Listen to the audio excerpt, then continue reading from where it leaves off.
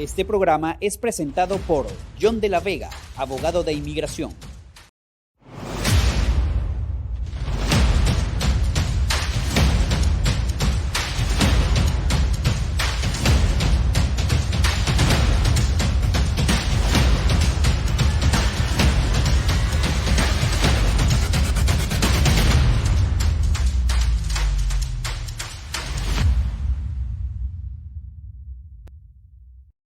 Bienvenidos a Contrapoderes.0 con Esteban Hernández y José Antonio Colina. Si quieres tener información actualizada en materia migratoria, te recomendamos que llames al abogado John de la Vega. John de la Vega es un abogado venezolano-americano especialista en el tema migratorio que ha ayudado mucho a la comunidad venezolana y también está ayudando a la comunidad latinoamericana acá en los Estados Unidos. Así que si quieres saber todas las actualizaciones en materia migratoria, llama al abogado John de la Vega al teléfono que se encuentra en pantalla o en su defecto, escríbele al correo electrónico que también se encuentra en pantalla. ¿Cómo estás, Esteban? Todo bien, Colina, afortunadamente. ¿Cómo estás tú? Todo bien, hoy tenemos esta transmisión especial porque vamos a hablar en pocos escasos segundos con un analista militar colombiano, pues que ha estado mucho tiempo acá, o ha estado con nosotros en otras oportunidades en este programa, y se trata de Johan Herrera. Vamos a darle la bienvenida. ¿Cómo estás, Johan? ¿Cómo te ha ido? Buenas tardes, Colina. Buenas tardes, Esteban. Pues afortunadamente todo muy bien, muchas gracias. Bueno, contigo siempre Sí. siempre es interesante hablar porque al final del día, pues, de todas las personas con las que conversamos, pienso que es la más certera que maneja el tema tanto político como militar en Colombia. Y esta semana nos llamó la atención que hubo una visita o un contacto del presidente Iván Duque con la OTAN. Yo confundido, como siempre, le digo a Esteban, Colombia es parte de la OTAN, y Esteban me dijo, no, no es parte de la OTAN. Son como amigos, asesores o algo así por el estilo. Y dije, bueno, vamos a hablar con Johan para ver de qué se trata todo esto y bueno, por eso es que estamos haciendo este contacto. ¿Supiste de esa reunión que hubo? Sí, Colina. Realmente hay como pues para aclarar el tema, Colombia sí es parte de la OTAN. Lo que pasa es que la OTAN tiene dos tipos de socios. Ellos tienen los socios, como por decir los full partners, que esos serían como por ejemplo Gran Bretaña, Japón, como Gran Bretaña, España, Estados Unidos, que son los socios completos. Y el otro son los partners globales, los socios globales de la OTAN, que engloban ya países que no necesariamente tienen que estar dentro del Atlántico Norte. Y este tipo de países son países que hacen parte de la OTAN, pero no son miembros plenos. Se trata de países como Colombia, que en este caso pues son países que tienen algún tipo de aporte que dar a la organización en cualquier tipo de términos que la organización los considere relevantes. En el caso de Colombia, lo que más ha apoyado Colombia a la OTAN es en el tema de desminado humanitario, en algunos temas de acopio de contraguerrillero en selva, bueno, los temas en los que sabemos que Colombia tiene fortalezas, en ese tipo de cosas es que Colombia presta su apoyo a la OTAN. Ahora bien, el presidente Iván Duque tuvo este contacto o esta reunión y habló del tema de los rusos, habló del tema de Nicolás Maduro. ¿Qué crees tú que puede pasar allí? Básicamente, ¿cuál fue su planteamiento? Se ha hablado mucho que los rusos están en Venezuela, cosa que es verdad, de que han implementado un gran sistema para tratar de obtener información sobre la inteligencia, sobre las unidades militares en Colombia y todo lo que tiene que ver con el esquema militar en Colombia. ¿Qué tanto puede haber planteado Duque allí? ¿Qué tanto puede hacer la OTAN con respecto a ese tema? Mira, Golina, hay una cosa importante y es que pues yo creo que ya esto lo hemos hablado en por lo menos el 70% de las entrevistas y las veces que hemos hablado, y es el tema de la colusión rusa en Venezuela.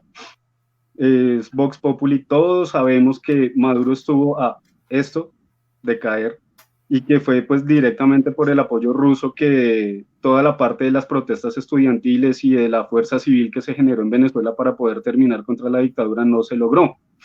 Es por apoyo directo pues de Rusia.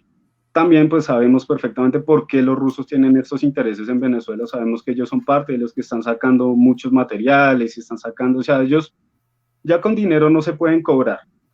O sea, la economía venezolana no está permitiendo el pago directamente, excepto en algunas cosas muy pequeñas, como los temas de Uralbalzonga y cosas de ese estilo, que son los pagos de tanques y algún tipo de armamento que hizo adquisiciones el régimen.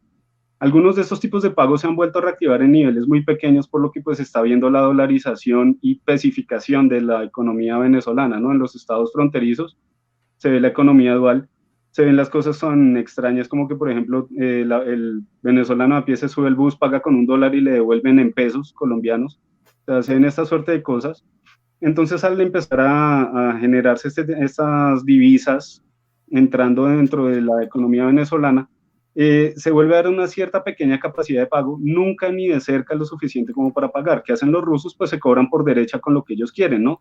Que es lo mismo que están haciendo los chinos, cobrándose en especies, en materiales y en cosas de este estilo, en apoyos geoestratégicos, en apoyos geopolíticos. Entre esos, por ejemplo, pues si se necesita un voto para cualquier cosa que requiera Rusia dentro de la ONU o estamentos internacionales, pues Venezuela siempre va a votar a favor ruso, sea o no en contra propia, pero lo va a hacer y esto hace parte como de esos pagos por debajo de cuerda, ¿no? Aquí como por agregar, el tema no solo es que el tema de Duque viene a darse es por las declaraciones del ministro de Defensa Molano. Molano es el que sale a hablar en primera instancia sobre el tema de la colusión rusa, de la intervención rusa en Venezuela y por qué esto afecta a Colombia, que es lo que hemos hablado nosotros siempre, o sea, ya nosotros sabemos qué es lo que está pasando. La gran cuestión aquí que hay que tomar en cuenta es que Molano no tenía que haber abierto el pico, ese es el problema. El grave y grandísimo problema es que Molano soltó información que no debía. Molano se puso a hablar sobre los dossiers de defensa que hablan sobre la presencia rusa en Venezuela, o sea, todo lo que nosotros lo hemos hablado en el programa, pero es una cosa muy distinta es que lo diga yo, que pues, o sea, soy un analista y pues bueno, que lo hable un analista no tiene tanto lío como que lo venga a decir el ministro de Defensa del país y que después lo replique el mismo presidente del país. Esto es contraproducente para Colombia, bastante, porque pues ahorita que está en el ojo del huracán Ucrania y todo el tema de Rusia, OTAN, pone a Colombia en una posición muy difícil diplomáticamente frente frente a la contraparte. Entonces, sabemos que existe, se debe actuar, se deben hacer las cosas, se deben tomar las medidas necesarias, pero no se debía haber abierto la boca de esa forma. Ese es realmente el problema que hay ahí. Fíjate, Johan, a mí hay algo que me llamó la atención, ¿no? Porque con todo este conflicto Rusia-Ucrania, ¿no? Parte de lo que yo vi de Colombia, y es muy llamativo siendo un país, bueno, tan pequeño, ¿no? En comparación con Rusia, corrígeme si me equivoco, pero fue lo que escuché, que Colombia amenazó con sancionar incluso a Rusia. Y esto viene, digamos, sumándose a cuestiones, allá tensiones existentes, porque me acuerdo de la expulsión también de diplomáticos rusos de Colombia. Es decir, esto se ha venido incrementando, ¿no? Entonces, supuestamente amenazaron con eso, incluso con implementar sanciones. ¿Qué lectura le das tú a eso? Mira, Sean, es lo que yo te decía, o sea, Colombia realmente en el plano internacional no tiene la relevancia suficiente para ponerse a hacer esta suerte de cosas. Colombia es importante en las Américas, Colombia es una pequeña potencia regional, pero más allá de la esfera de influencia de Colombia para hablar de temas internacionales realmente no es mucha.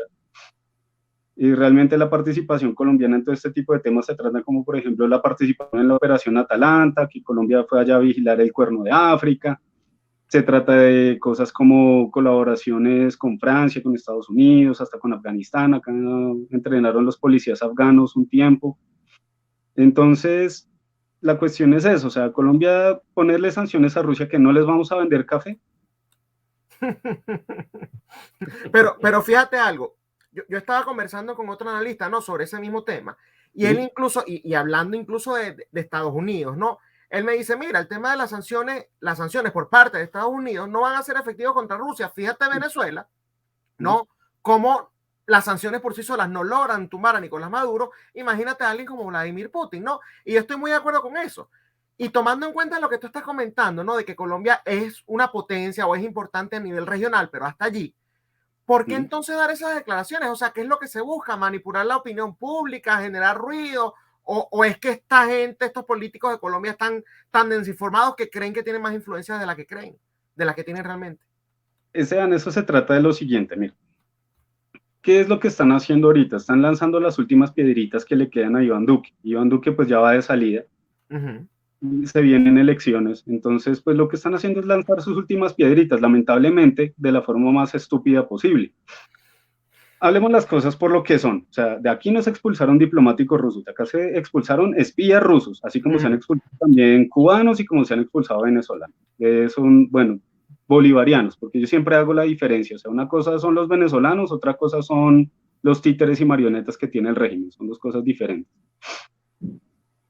Hablan de las cosas a calzón quitado, como deben ser, o sea, acá se expulsó eso, y hombre, ahorita que vienen elecciones, a ellos que les conviene, pues quemar sus últimos cartuchos para ver cómo logran popularidad para ciertas áreas, para sus propios partidos, para sus propias cosas, para que la gente vuelva a tener ciertas mirillas hacia ellos, y en el afán de Duque, nosotros sabemos que Duque, él solo tiene pantaloncitos cortos porque nunca los ha tenido largos, y ahora viene a fingir que tiene pantalones largos y que es todo un hombre, un varón, y entonces como él, ya, voy a meterme con Vladimir Putin porque ya voy a salir del colegio.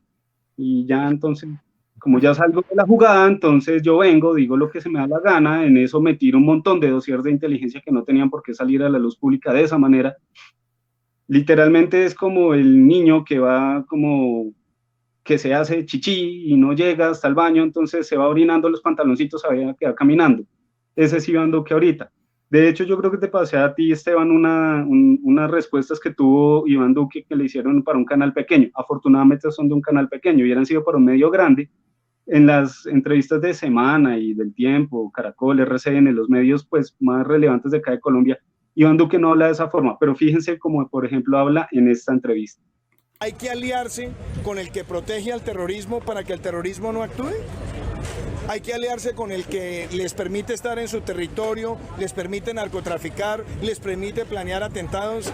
¿Para qué? ¿Para que no intimiden al pueblo colombiano? O sea, ¿esto es un chantaje? ¿Esto es un chantaje? La respuesta es no vamos a caer en el chantaje. Nosotros somos claros, Colombia es un país amigo del pueblo venezolano. Mientras yo sea el presidente de Colombia, seguiremos albergando con amor, como lo hemos hecho, a esos venezolanos que han venido con tristeza, desolación y carentes de oportunidades. Nicolás Maduro protege al terrorismo, auspicia al terrorismo, no solamente lo financia, sino que es aliado de muchos de sus círculos más cercanos en negocios de narcotráfico y de extracción ilegal de minerales. Si hacen esas solicitudes, también tengan absolutamente claro que protegiendo a ese régimen, lo que están haciendo es protegiendo al terrorismo internacional. Contundente. Literalmente no dijo nada que no fuera cierto. Todo lo que está es verdad. Para el gravísimo problema ¿dónde está este Iván Duque hace 3 años? ¿Dónde estaba este Iván Duque hace 2 años? Hace 1 año, cuando se necesitaba. Bronzote, y miren, ¿para qué? Ya, 1, va de salida, 2, está avivando llamas donde ya no se requiere, y 3, pues hombre, es que sí, lo que dice es verdad, es totalmente cierto, es que nosotros lo venimos hablando desde creo que la primera entrevista que yo tuve con ustedes. Esto lo venimos hablando en foros, en toda la comunidad de análisis militar y tanto global como regional. Todo esto ya lo sabíamos. ¿Por qué hasta ahora viene Iván Duque a creerse un niño grande y a soltar el tetero? O sea, Iván Duque esperó hasta el final de su mandato para salirse de las naguas de la mamá a decir, aquí estoy. Y qué curioso. Ahora, ¿y por qué crees tú que el ministro de la Defensa tomó la decisión de revelar ese dossier que tú dices? O sea, ¿fue una decisión de él o Duque lo mandó para crear todo el escenario en el cual pudieran darse la de que están enfrentando a los rusos? Porque me llama la atención que mientras Duque habla tan fuerte, Bolsonaro va y se reúne con Putin o quiere hablar con él. No sé para qué y por qué está buscando eso, sobre todo Bolsonaro, que es de derecha. Putin es todo lo contrario. Hay quienes tienen un planteamiento, pero me gustaría escuchar. ¿Tú crees que Molano lo hizo a motus propio? ¿Fue un error o fue que Duque lo mandó? Mira, Colina, acá nosotros por hablar del círculo de gente del que hablábamos ahorita, que discutimos estos temas, para mí la única verdad que hay de Molano es la segunda parte de su apellido. El tipo es un ojete, como dicen los españoles. El tipo realmente actuó solo. 4 de las veces que el tipo ha hecho estas declaraciones, 3 las hizo solo y una sí se le nota por encima que fue como rintintín, ve, y ahí fue. Ese es Molano. Entonces, cuando habló solo, el problema es, lo dicho, el tipo necesita protagonismo porque primero le incumplió a la FAC, a la Fuerza Aérea, no le compró los cazas que la FAC viene pidiendo hace más de 10 años. Le incumplió al ejército porque el ejército requería una seria inversión en, por ejemplo, APCs, que los APCs que tiene Colombia son muy pocos realmente para lo que se requieren acá. le incumplió a la policía, o sea, usted menciona una fuerza armada colombiana y Molano la ha incumplido. Entonces, cuando yo me paro y empiezo a hablar como un gallito fino y empiezo a disputar un montón de cosas y a utilizar información privilegiada para lo que no es, ahí es donde obtengo este tipo de resultados que son un montón de escándalos en revistas y en periódicos y unas cartas de la Cancillería rusa y otras de la Embajada rusa acá en Colombia. Y aparte de eso, ¿qué obtuve? Absolutamente nada. Mire, planteemos las cosas realmente como son. Molano, en lugar de estar haciendo babosadas y ridiculeces y dedicándose a elevar la segunda parte de su apellido para establecerse como solamente eso, como un ojete nomás, si fuera realmente un ministro de defensa, ¿qué hace? Primero, Colombia no tiene medios blindados reales, o sea, Colombia no tiene MBTs. Estados Unidos tiene un surplus de M60 Patton impresionante. Perfectamente se pueden negociar con Estados Unidos muchos de esos elementos, por lo menos unos 100 MBTs de estos, a precios realmente bajos, porque es un MBT que ya hoy día en los escenarios internacionales no es relevante, ese tanque de batalla ya no es relevante, ahorita eso no es comparable con un Leclerc, con un Merkava 4, con un Panther, con un K1 Panther, eso no tiene nada que ver. Pero para el escenario nacional es supremamente relevante porque nos sirve para generar la doctrina militar del uso del tanque de batalla dentro de los contextos y dentro de las cosas que nosotros necesitamos para unirlo a la doctrina de Damasco. Entonces es muy relevante acá, es relevante para, por ejemplo, el área de influencia colombiana, porque Perú no tiene ese tipo de medios que sean tan relevantes como un M60 Patton, Brasil tiene MBTs muy similares al M60 Patton, los tanques venezolanos realmente son más o menos acordes al mismo M60 Patton, entonces el T-70 es muy similar en características, entonces hubiera sido una jugada perfecta, llegar allá, en lugar de venir a decirlo en la revista Semana, él tenía que habérselo llevado a hablar con el Senado estadounidense, en las instancias relevantes, y llegar a decir, oiga, se está acercando un conflicto, las cosas se están calentando, nosotros somos parte de la OTAN, necesitamos MBTs, ustedes tienen un surplus que no lo están utilizando para literalmente nada, pueden servirnos. Hace poco acá de Colombia salieron de los Dragonfly, los únicos aviones que tenemos de entrenamiento jet para los pilotos de la FAC, y ellos ya salieron por viejos. A Estados Unidos les sobran F-5 los que usted quiera, ellos ni siquiera los usan. El F-5 fue un caza pensado justamente para el mercado internacional, no para el mercado interno estadounidense, y hay un surplus enorme de esos F-5. Colombia no necesita los F-5 como caza principal de batalla, pero estarían más que bien como un caza de entrenamiento. No necesitamos la tecnología de un caza de generación 4 o 4 Plus para entrenar a nuestros pilotos en vuelo. Eso ya lo tienen los CAFIR y de hecho ya es la hora de que los CAFIR salgan y tendrían que haberse negociado cuando Duque pasó la LOR por los F-16. Bueno, en fin, había muchísimas cosas que se podían haber hecho con estos dossiers de inteligencia en el escenario internacional para poder poner a Colombia otra vez en un estado más sano a nivel militar, que no se hicieron y que lo único que Molano decidió hacer fue salir, hacer escándalo, a ponerse florecitas en el pelo y dárselas a la chica linda del barrio por todo lado en los medios nacionales y a generar un montón de sinsabores a nivel internacional que realmente a nosotros no nos traen nada bueno. Que Colombia diga lo que está pasando y que digan declaraciones como la que acabamos de ver de Duque son ciertas, pero pues es que hay que saber hacer las cosas. Claro, bueno, y es importante pues, claro, queremos tocar el tema de Duque en la OTAN porque parecía que era un tema relevante, visto de las perspectivas como tú lo planteas es relevante, pero solamente a nivel mediático. En la práctica pues como que no tiene ningún asidero y más que todo es una medida efectista, más no efectiva.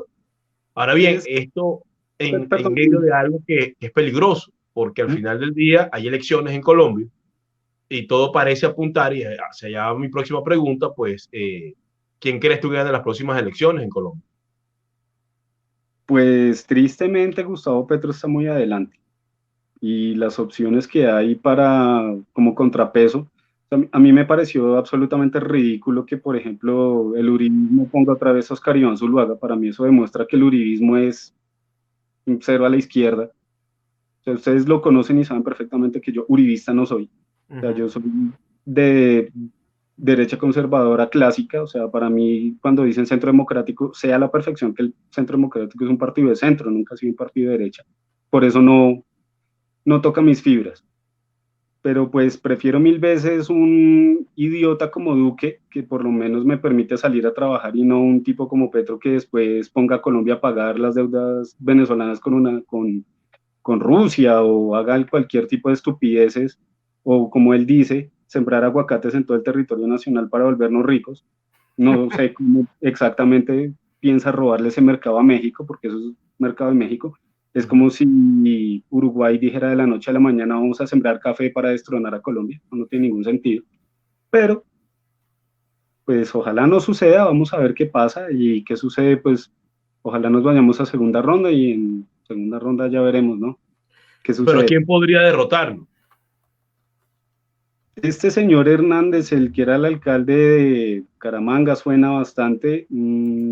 Suenan otro poquito, mucho menos otros candidatos de otro tipo de partidos, pero lo dicho, o sea, que se vea una oposición fuerte a Petro, no la veo, o por lo menos una que, pues no, fuerte no, ni siquiera relevante, porque es que por mí votaría en blanco, porque es que acá ninguno de estos filipichines que están ahí poniéndose en un tarjetón tiene validez alguna, tanto como político, como persona, o siquiera como humano. Para mí todos son un cero a la izquierda. Y ante esa posibilidad enorme, como la planteas y como uno la percibe también, lamentablemente, de que este señor pueda ser presidente de Colombia, ¿qué dicen las Fuerzas Armadas? ¿Qué dicen los militares? ¿Cómo está viéndose esto? ¿Cómo se está percibiendo dentro del estamento militar colombiano? Pues ahí hay algunas opiniones divididas. Dentro de las fuerzas militares colombianas se viene haciendo un trabajo de adoctrinamiento hacia la izquierda en muchos sectores. No es tan grande, entonces digamos que pudieran haber una disidencia de las fuerzas militares que le fuera fiel a Petro, pero yo creo que sería un patadón totalmente al hígado, y muchos oficiales y suboficiales, tropa, pues quedarían como así, mirando a ver qué pasa, qué sucede. El término real no es si Gustavo Petro sube a la presidencia. Colombia de pronto pueda soportar 4 años de pésima administración, porque ya lo ha hecho durante toda su existencia. El tema es si sale después de los 4 años.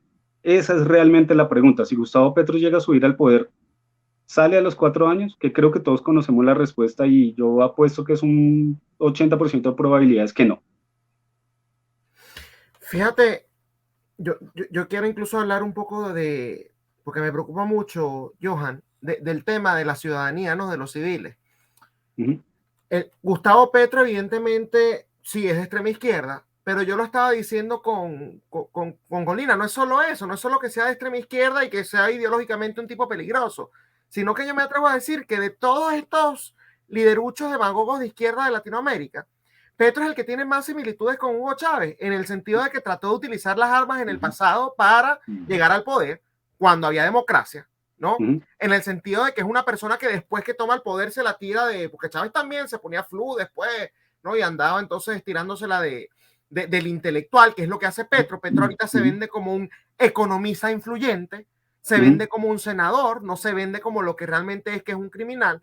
Entonces, mi pregunta allí es, ¿cuál es la percepción de la ciudadanía que quiere votar por él? O sea, ¿lo hacen como un voto castigo exclusivamente, sin entender el peligro que representa, o es porque realmente creen en Petro, Johan? La base votante realmente que uno pueda llamar como de base ideológica de Petro es más o menos un 40% de lo que él tiene ahora realmente. El resto es voto de castigo. Es gente que está hasta la coronilla de vamos a construir una carretera, nos tocó construirla 4 veces, vamos a hacer Hidroituango y ahora resultamos con un poco de alargues, vamos a hacer la refinería de Cartagena y vamos a robarnos 10 veces lo que costó esa refinería. El colombiano tiene razón en estar hasta la coronilla del tema de la corrupción y el tema de la pésima administración. ¿Qué es lo que el colombiano promedio no está viendo? Lo que tú dices, el peligro enorme que significa poner una persona de extrema izquierda en el poder. Por eso decía, el problema no es que suba Petro. 4 años de pésima administración se pueden superar. El problema es si va a salir o no va a salir después de esos 4 años. Esa es realmente la pregunta. Porque hablar se habla mucho. Miren, para el caso internacional tenemos el ejemplo. Vamos a usar como ejemplo lo que está sucediendo ahorita en Ucrania. Cuando la Unión Soviética se separó, Ucrania quedó como un país aparte y Ucrania tenía el tercer arsenal nuclear más grande del mundo, heredado de los soviéticos. Los ucranianos renunciaron a su poder nuclear con la firme promesa de la Federación Rusa, de los Estados Unidos, de la OTAN, de la ONU, que jamás se iba a tocar su integridad territorial, porque los ucranianos sabían la cantidad de rusos que vivían dentro de su territorio, tanto rusos a nivel cultural como descendientes de rusos, y tenían toda la razón en tener miedo. Mire lo que pasó. Primero, Crimea, ahora el Donbass. Ya perdieron, o sea, ya no se cumplió, ya Crimea se les perdió, entonces ya ese tratado se fue para la porra. ¿Por qué? Por renunciar a sus fichas de intercambio. Es lo mismo, o sea, acá en Latinoamérica está pasando exactamente lo mismo. Nosotros estamos renunciando a nuestras fichas de intercambio. Estamos renunciando, por ejemplo, a tener fuerzas armadas realmente relevantes y fuertes. El único país que veo que se preocupa por hacerlo es Brasil. ¿A quién se le ocurre que un país de la importancia de México no tenga una fuerza aérea relevante? O sea, no, sin duda. F-5 bueno, ni siquiera están actualizados. Honduras tiene mejores aviones que México, por ejemplo. Aquí se le puede caber en la cabeza, se le puede ocurrir que un país como Argentina, que se dio el lujo de darse de los golpes con una primera potencia mundial como el Reino Unido, y Argentina en este momento no tiene realmente una fuerza aérea. Argentina estuvo a punto de arrendar aviones a Brasil para la reunión del G20, cuando fue en Argentina. De ese tema estamos hablando. Colombia está dejando morir por completo su ala de cazas de la FAC. Entonces, estamos perdiendo nuestras fichas de negociación nosotros también. Estamos perdiendo nuestras alas votantes justamente porque la gente que sube al poder la descuida por completo. Están tan embriagados de quererse a subir, a llenarse el bolsillo, que a la hora de responder y de generar esa parte patriótica está totalmente perdida, porque no hay nada que nos una realmente bajo una sola cuerda que alar para ir hacia adelante, para decir vamos a sacar esto adelante. No hay ni un solo candidato que de verdad esté proponiendo sobre la mesa decir vamos a construir esto, o que se le haya visto antes ese y vamos a hacerlo. Tenemos un demagogo como este señor Hernández, que lo único que hace es hablar un poco de carajadas y decir, y el tipo se va y fue enfrente de los policías y los regañó como niños de kinder y les dijo, esto está muy malo, estar pidiendo sobornos. Y muy bien, señor Hernández, ya lo regañó como si usted fuera la mamita.